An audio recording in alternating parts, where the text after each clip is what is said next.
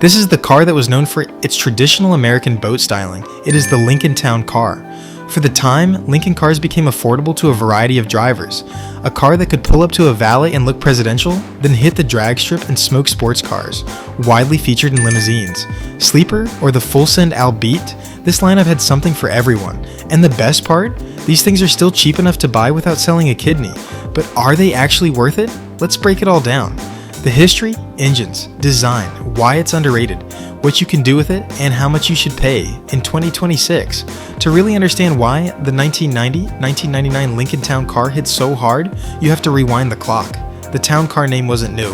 Back in the 1980s, Town Car meant excess, massive V8S, bold styling, and a reputation for eating up highways like nothing else on the road. Owning one meant you'd made it, but by the late 90s, that swagger was gone.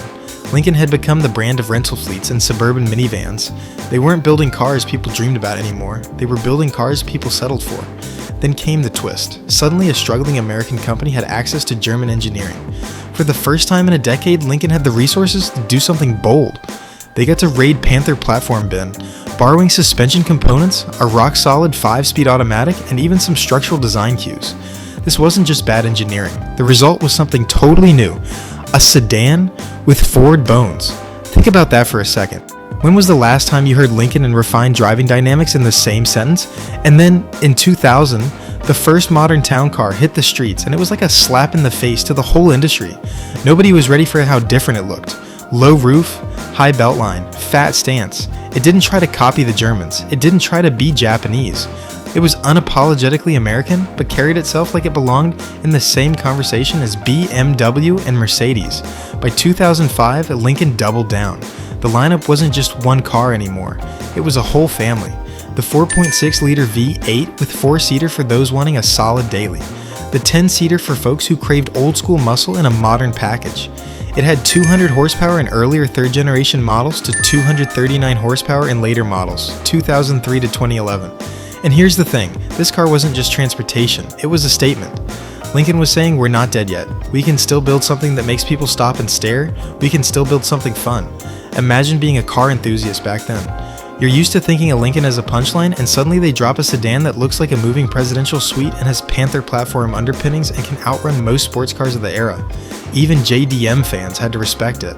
This wasn't just another American sedan, it was Lincoln swinging for the fences, and for once they actually connected. The town car lineup wasn't just about looks. It gave you 4 completely different personalities under the same body, depending on which engine you picked. Let's start with the 1980 model, the 4.6-liter V8.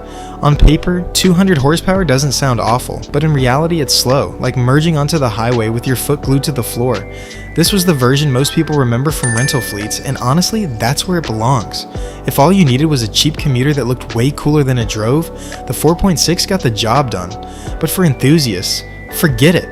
This is not the one you want. Then there's the 1990 model, and this is where things start to get interesting.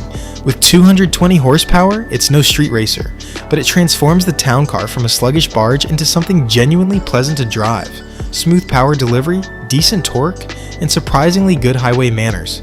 Think of it as the sensible choice, the kind of car you could daily drive for years without thinking about it too much. And for a mid-2000s town car, that's saying something. It won't give you that V8 soundtrack. But let's be real, you clicked on this video for the badge. The 4-seater old-school V8 is the star of the show. 240 horsepower and 290 pound-foot of torque in a big rear-wheel drive sedan. This is the one that makes you grin like an idiot every time you hit the gas. It's a perfect dual personality tame and comfortable when you're cruising, but the moment you dig into the throttle, it wakes up like a caged animal. Lincoln even gave it multi-displacement system, which shuts off 4 cylinders on the highway to save fuel. It's cute, but let's be honest, if you're buying a Lincoln, you're not here for fuel economy. It was built to take punishment and keep going, which makes it one of the most approachable performance sedans of its era. Imagine this, you pull up to a meet in a Lincoln.